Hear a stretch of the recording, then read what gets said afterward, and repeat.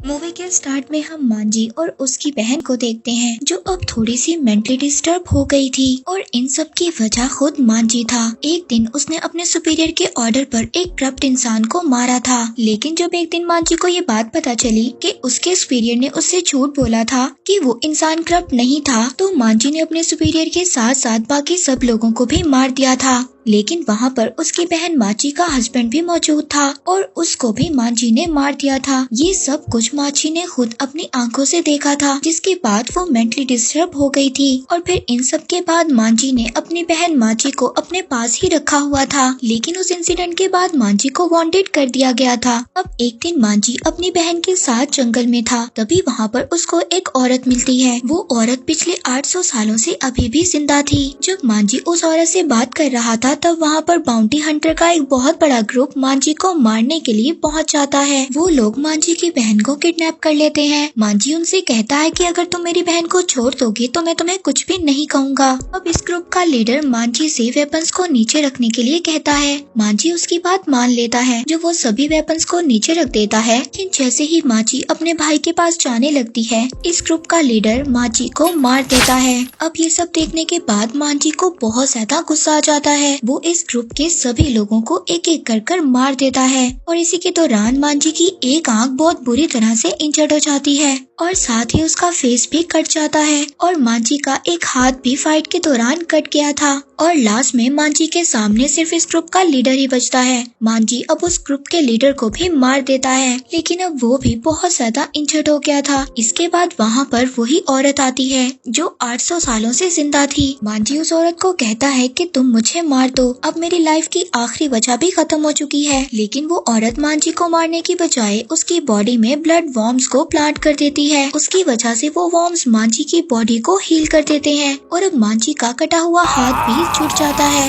और इतना ही नहीं, मांजी अब इमॉर्टल हो गया था, यानी कि एजलेस, वो कभी भी नहीं मर सकता था। इसके बाद मूवी का सीन शिफ्ट हो जाता है। यहाँ पर हम 52 इयर्स के बाद देखते हैं एक मास्टर कुछ लोगों को क्लास दे रहे थे। यहाँ पर मास्टर की बेटी रिन भी ट्रेनिंग कर रही थी। तभी यहाँ पर सोसाइटी का लीडर अनोसु अपने लोगों के साथ आ जाता है। वो यहाँ पर आकर सभी लोगों को मार देता है। इसके बाद वो मास्टर के पास आता है। अनोसु की एक सोसाइटी थी जिसका नाम इत्तोरियू था। वो अपनी सोसाइटी को हर जगह पर फैलाना चाहता था और जो भी उसका साथ नहीं देता था वो उसको मार देता था। अब जब मास्टर उसको ज्वाइन नहीं करते तो वो मास्टर को भी मार देता है और उसके बाद उनकी वाइफ को भी मार देता है। लेकिन वो मास्टर की बेटी रिन को कुछ भी नहीं कहता। अब रिन को अपनी पेरेंट्स की डेथ के बाद बहुत ज्यादा गुस्सा आता है। रिन अपने पेरेंट्स की डेथ का बदला लेने का डिसाइड करती है। तभी यहाँ पर वही औरत आती है जिसने मांजी को हील किया था। वो यहाँ पर आकर रिन से कहती है कि तुम्हें अपने साथ एक बॉडीगार्ड को हायर कर लेना चाहिए, क्योंकि वो अकेले बिल्कुल भी कुछ भी नहीं कर सकती। अगर वो अपने साथ मांजी को ले लेगी तो उसका काम और भी ज्यादा आसान हो जाएगा, क्योंकि मांजी कभी भी नहीं मर सकता। अब रिन उसकी बात को मान लेती है और मांजी को ढूंढने निकल जाती है। अब रिन काफी कोशिश के बाद मांजी को ढूंढ लेती है जो एक झोपड़ी में रहता था। मांजी जब रिन को देखता है तो काफी ज्यादा शॉक्ड हो जाता है, क्योंकि रिन बिल्कुल उसकी मरी हुई बहन की जैसी लग रही थी। रिन अब मांजी को सब कुछ बताती है और कहती है कि वो उसके पेरेंट्स की डेथ का बदला लेने के लिए उसका साथ दे, लेकिन मांजी उसको मना कर देता है। वो रिन से ये कहता है कि लोग उसको मर्डर समझेंगे। अब रिन मांजी की बात सुनकर जब यहाँ से जा रही होती है तो रास्ते में उसको एक आदमी नजर आता है जो इत्तोरियू सोसाइटी का ही मेंबर था और उस आदमी ने अपने लेफ्ट शोल्डर पर रिन की मदर के सर को लगाया हुआ था। रिन उस आदमी को मारने के लिए उस पर अटैक करती है, लेकिन वो आदमी खुद को प्रोटेक्ट कर लेता है। तभी वहाँ पर मांजी भी आ जाता है। अब इस आदमी और मांजी के दरमियान बहुत ज्यादा फाइट होती है। ये आदमी मांजी को मारकर इंजर्ड कर देता है और बाद में रिन को मारने की कोशिश करता है। अब ये आदमी जब रिन को मारने ही वाला था तो मांजी उठकर पीछे से इस पर अटैक कर देता है और वो आदमी मर जाता है। अब उस आदमी को भी समझ नहीं आ रही थी कि मांजी आखिर क्या चीज है। मांजी अब रिन को अपने एजलेस होने का भी बता देता है। अब मांजी बदला लेने के लिए रिन की हेल्प करने के लिए तैयार हो जाता है। दूसरी तरफ हम अनोसु को देखते हैं जो एक आदमी के साथ कॉन्ट्रैक्ट को डील कर रहा था। उस आदमी के साथ मिलकर इत्तोरियो नाम की एकेडमी खोलना चाहता था, लेकिन इसकी शर्त ये थी कि वही इस एकेडमी का हेड रहेगा। अब वो आदमी अपने काउंसिल मेंबर से बात करने के लिए कहता है। इसके बाद अनोसु को उस आदमी के मरने की खबर मिलती है जिसको मांजी ने मार दिया था। अब अनोसु अपने एक दूसरे आदमी को रिन और मांजी को ढूंढने के लिए भेज देता है। दूसरी तरफ रिन जब एक आदमी के पास अपनी तलवार बनवाने के लिए जाती है तभी वो वहाँ पर नोटिस करती है कि उसके फादर की तलवार वहाँ पर पड़ी हुई थी। अब वही आदमी जिसको अनोसु ने रिन को ढूंढने के लिए भेजा था वो वहाँ पर आकर उस तलवार को लेकर चला जाता है, लेकिन वो वहाँ पर रिन को नोटिस नहीं करता। अब रिन जल्दी से मांजी के पास आती है और उसको बताती है कि टेम्पल के पास उसने एक आदमी को देखा जिसके पास उसके फादर की तलवार थी।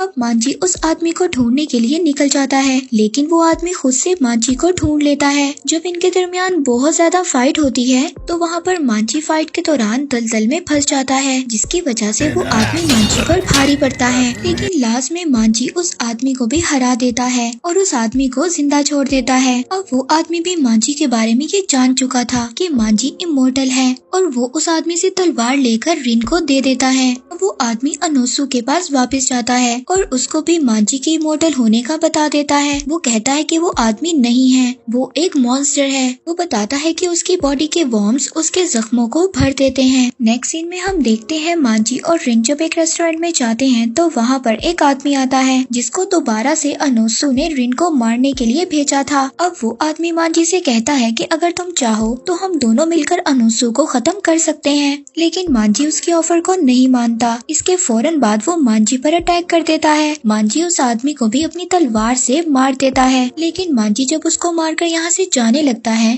तो वही आदमी जिंदा खड़ा हो जाता है और वो बताता है कि वो भी मांजी की तरह ही इमोर्टल है और वो बताता है कि वो पूरे 200 सालों से जिंदा है। तभी अचानक से वो अपनी तलवार से मांजी पर अटैक कर देता है। मांजी की बॉडी से अब ब्लीडिंग स्टार्ट हो जाती है क्योंकि उस आदमी ने अपनी तलवार पर कोई पॉइजन डाला था। उस पॉइजन की वजह से मांजी की बॉडी के ब्लड वॉर्म्स कमजोर हो गए थे और वो वॉर्म्स उसके जख्मों को कंट्रोल नहीं कर पा रहे थे। अब वो आदमी रिन को पकड़कर अपने साथ ले जाता है। वो आदमी जैसे ही रिन को मारने वाला था वहाँ पर मांजी आ जाता है। अब इन दोनों के दरमियान वहाँ पर दोबारा से फाइट स्टार्ट हो जाती है। मांजी अब अपने सभी वेपन्स उस आदमी के अंदर डाल देता है, लेकिन इसके बावजूद उस आदमी को कुछ भी नहीं होता। इसके बाद वो आदमी दोबारा से अपनी तलवार पर वही पॉइजन लगा लेता है और वो दोबारा से मांजी पर अटैक करता है, लेकिन मांजी उसकी तलवार को खींचकर उसी की बॉडी के टुकड़े टुकड़े कर देता है। लेकिन ये सब उस आदमी की ही एक चाल थी क्योंकि वो अपनी लाइफ से बहुत ज्यादा तंग आ गया था और अब वो मरना चाहता था। दूसरी तरफ हम अनोसु को देखते हैं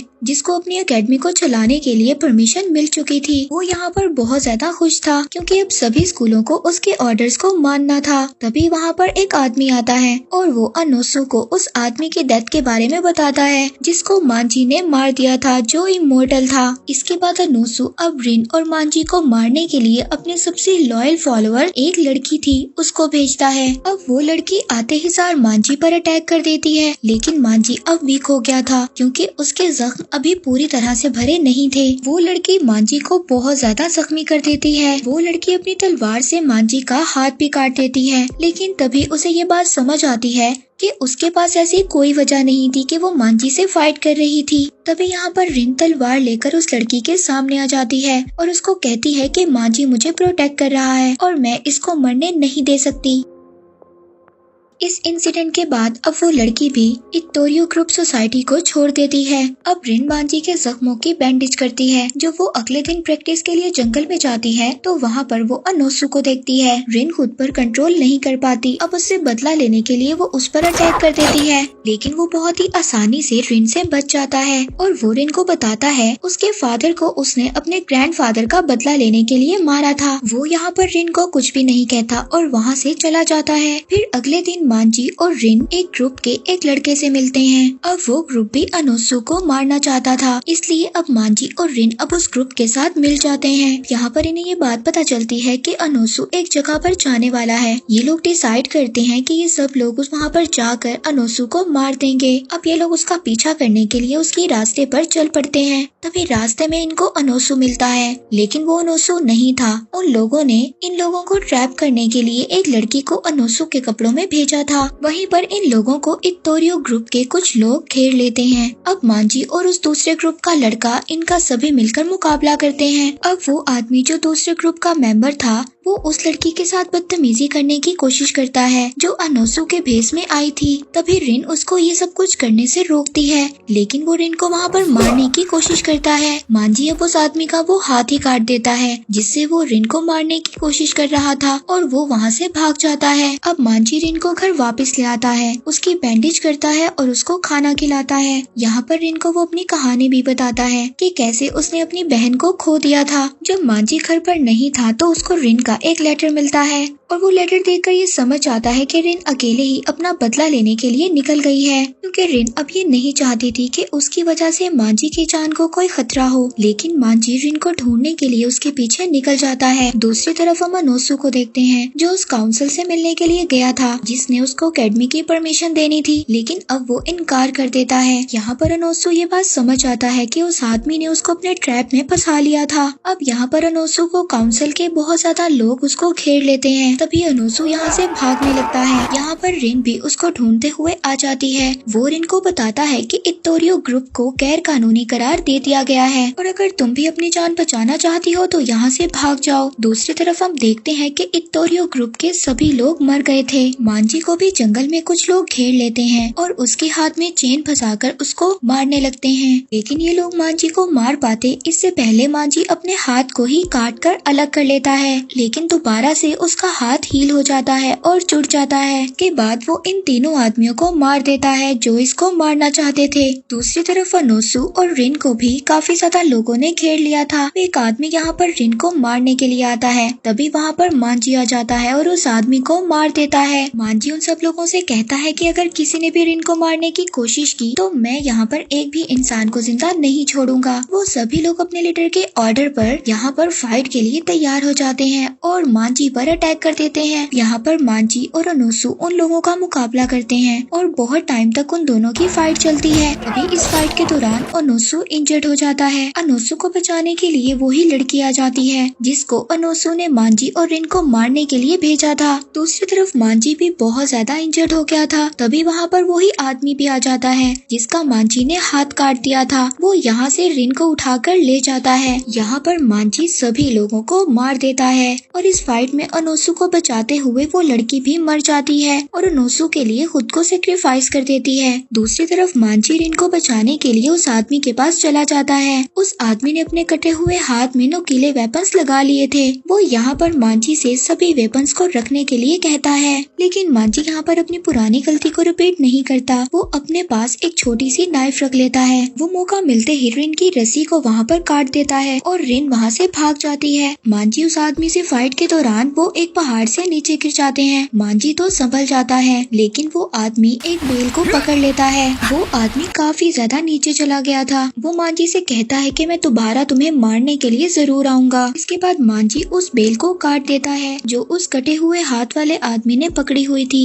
अब वो भी नीचे गिर जाता है और मर जाता है। दूसरी तरफ अनोसू और काउंसिल की फाइट हो रही थी। अनोसू बहुत ज्यादा गुस्से में था क्योंकि उस काउंसिल ने उस लड़की को मार दिया था। वो गुस्से में उस काउंसिल की बॉडी के 2 टुकड़े कर देता है। यहाँ पर सिर्फ मांजी, रिन और अनोसू ही बचे हुए थे। यहाँ पर मांजी और अनोसू की फाइट होने लगती है। इन दोनों की फाइट काफी देर तक चलती है और आखिर में मांजी अनोसू को हरा देता है, लेकिन वो खुद अनोसू को नहीं मारता। ये काम वो रिन को दे देता है ताकि रिन खुद अपने पेरेंट्स का बदला ले सके। अनोसू इनको वार्निंग देता है कि मेरी मौत के बाद मेरे बच्चे तुमसे बदला जरूर लेंगे। जब रिन अनोसू को मारने जाती है तो अनोसू रिन को मारने वाला था। तभी वहाँ पर आकर मांजी रिन को बचा लेता है, जिसके बाद रिन अपनी तलवार से अनोसू को मार देती है, लेकिन अब बहुत ज्यादा ब्लीडिंग होने की वजह से मांजी बेहोश हो जाता है। इस तरह बैटल में मांजी और रिन ही सरवाइव कर पाते हैं और इसी के साथ ही मूवी यहीं पर एंड हो जाती है।